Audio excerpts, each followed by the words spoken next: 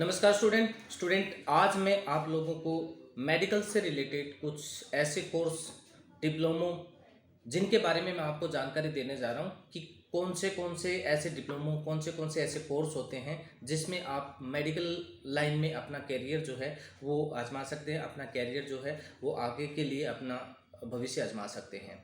तो सबसे पहले तो मैं आपको बता देता हूं कि मेडिकल से रिलेटेड जो कोर्स या डिप्लोमो जो करवाती है ये अपनी राजस्थान स्वास्थ्य विज्ञान विश्वविद्यालय, जिसको इंग्लिश में कहते हैं Rajasthan university of health science, इसकी शॉर्ट फॉर्म है RUHS।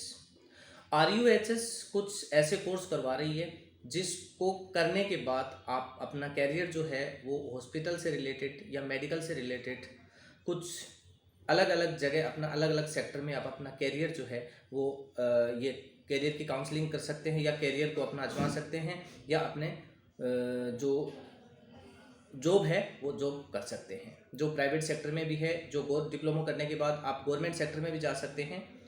इनकी मैं आपको आज पूरी जानकारी देने वाला हूं कि Rajasthan university of health science ऐसे कौन से कोर्सेज हैं जो ये कोर्सेज करवाती है और इसके जो डिप्लोमो हैं वो डिप्लोमो आप लोगों को देती है। जो डिप्लोमो लेने के बाद आप अलग अलग सेक्टर में जाके मेडिकल के और वहाँ पे अपनी जॉब अप्लाई कर सकते हैं, प्राइवेट सेक्टर में भी अपनी जॉब पकड़ सकते हैं।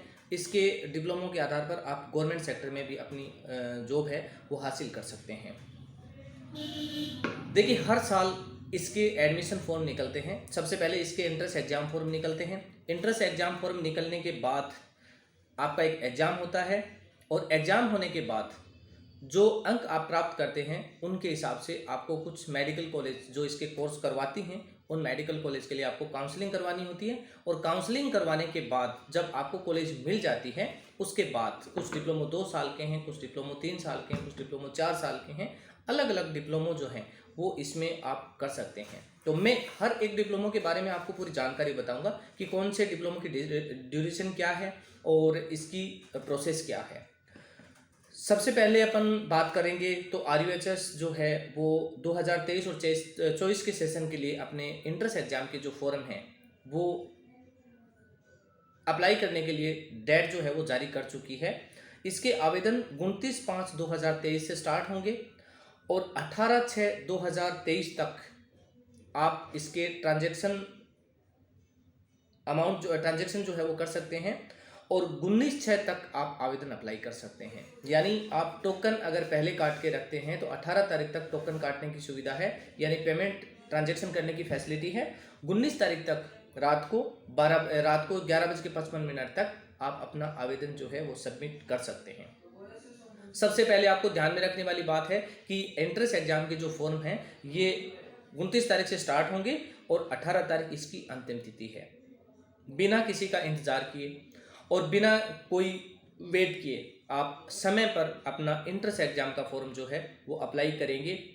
एंट्रेंस एग्जाम के लिए कौन से आवेदन आपको लगाने हैं, ये आवेदन आप अलग अलग लगा सकते हैं। ये नहीं है कि आपको एक ही आवेदन लगाना है, आपको सारे आवेदन अलग अलग लगाने हैं।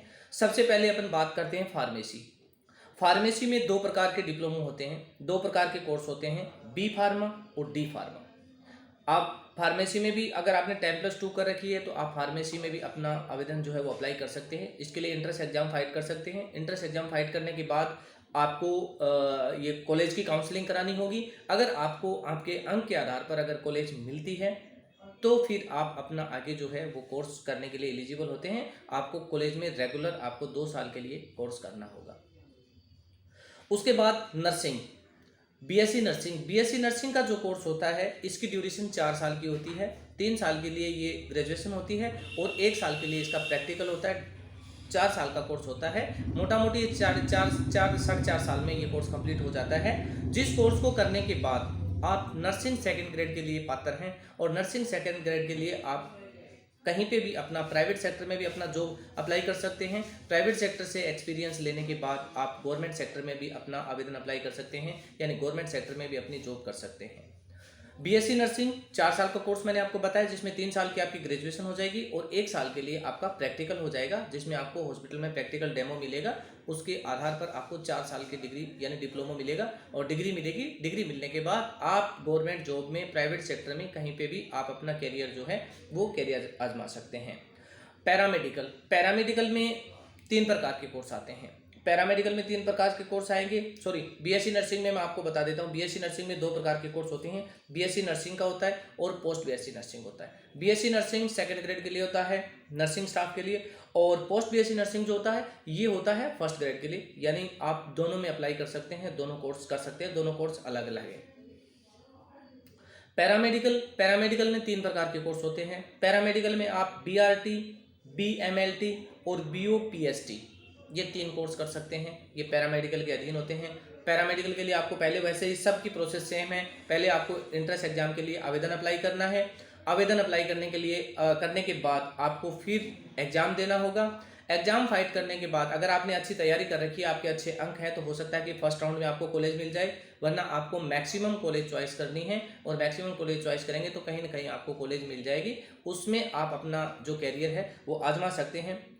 उसके बाद फिजियोथेरेपी में भी आप अपना जो ये आवेदन अप्लाई कर सकते हैं। फिजियोथेरेपी में भी आप बीपीटी का कोर्स होता है। बीपीटी के कोर्स की 2 या 3 साल की ये 2 या 3 साल का कोर्स होता है। ये कोर्स करने के बाद आप किसी भी प्राइवेट सेक्टर में, किसी भी गवर्नमेंट सेक्टर में अगर कोई वैकेंसी निकलती है तो उसके लिए आप आवेदन अप्लाई कर सकते हैं।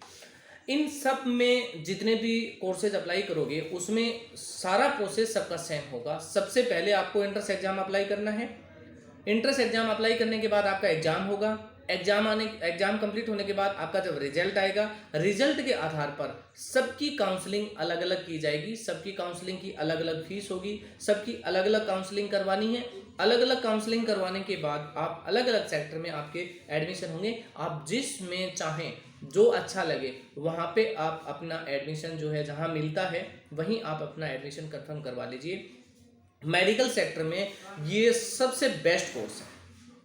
यानी एमबीबीएस में अगर आपका सिलेक्शन नहीं होता, आपने नीट की तैयारी कर रखी है, नीट फाइट करने के बाद अगर नीट में आपका सिलेक्शन नहीं होता है तो फिर आप सेकेंड प्रायोरिटी जो है वो BSc nursing, post BSc nursing, AIIMS nursing, उसके बाद में आपका बी फार्मा, डी फार्मा, ये सारे अनलिमिटेड कोर्स, इतने कोर्स हैं कि अगर आपके बायोलॉजी का सब्जेक्ट है, अगर आपका मैथ सब्जेक्ट है तो भी आप उसमें पैरामेडिकल में जा सकते हैं, या फिर इसमें फिजियोथेरेपी में, ये सब में टेक्निकल होती है, इसमें आप मैथ वाले स्टूडेंट हैं वो भी अपना कैरियर आजमा सकते हैं। लेकिन बायो के जितने भी विद्यार्थी हैं अगर वो नीट की तैयारी कर रखी है तो उनको ये आवेदन अप्लाई करना बहुत ही ज़रूरी है, क्योंकि यहाँ पे भी आपको एक 2nd ग्रेड की अपॉर्चुनिटी मिलती है। 2nd ग्रेड जो वैल्यू बहुत अच्छी है, इसमें करीबन 50 या 60 हज़ार रुपये आपकी गवर्नमेंट जॉब में जाते ही आपकी सैलरी स्टार्ट होती है। तो जितने भी स्टूडेंट जिन्हें बायो सब्जेक्ट है वो सभी विद्यार्थी अपना कैरियर जो है वो इसमें बीएससी नर्सिंग में यानी आरयूएचएस में जो एंट्रेंस एग्जाम के फॉर्म निकले उनमें अपना कैरियर आजमा सकते हैं। आप इस सेक्टर में जा सकते हैं।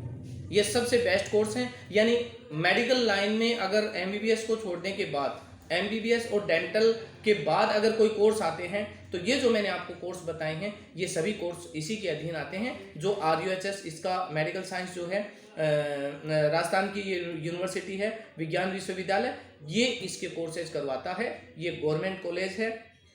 इसके नीचे जितने भी, सबसे पहले प्रायोरिटी आपको काउंसलिंग के समय गवर्नमेंट कॉलेज को देनी है, 2nd प्रायोरिटी आपको प्राइवेट कॉलेज को देनी है। तो जितने भी विद्यार्थी मेरा ये वीडियो देख रहे हैं, जो आपको अगर इसमें सारी चीज़ें अगर समझ में आ गई तो इस वीडियो को लाइक, कमेंट और शेयर करना बिल्कुल नहीं भूलेंगे, क्योंकि इससे रिलेटेड अच्छी जानकारी जो है वो मैं आप लोगों के लिए बहुत ही अच्छी जानकारी तैयार करता हूं। तो आप मेरे जितने भी वीडियो आते हैं सब वीडियो जो है वो अपने दोस्तों के साथ शेयर कीजिए, ताकि उनको भी इन कोर्सेज के बारे में पता चले। और वो उन्होंने अगर बायोलॉजी सब्जेक्ट ले रखा है 12वीं में तो वो अब इसमें अभी अपना कैरियर आजमा सकते हैं, यानी इस सेक्टर में भी वो जा सकते हैं। ओके गाइस, अगर वीडियो अच्छा लगे तो शेयर करना बिल्कुल नहीं भूलेंगे और समय समय पर आप मेरे वीडियो का वेट कीजिए। मैं आप लोगों के लिए अच्छे वीडियो बनाते रहता हूँ। Okay guys, thank you.